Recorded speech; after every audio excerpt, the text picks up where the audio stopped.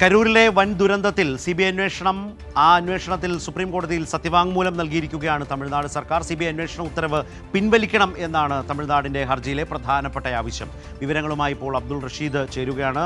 Abdul Rasheed, CBI അന്വേഷണ ഉത്തരവ് പിൻവലിക്കണം എന്നാവശ്യപ്പെടുമ്പോൾ അതിന് ആധാരമായി തമിഴ്നാട് സർക്കാർ പറയുന്ന കാര്യങ്ങൾ എന്തൊക്കെയാണ്?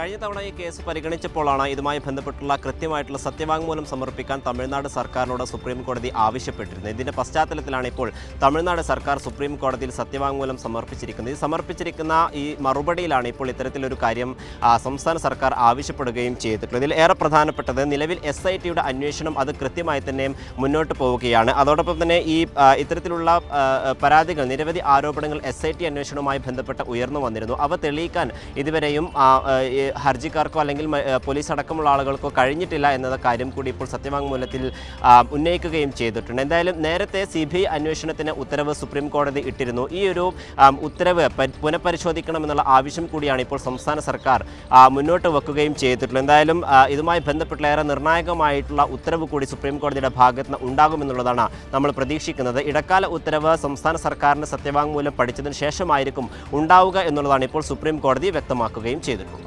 ശരത്.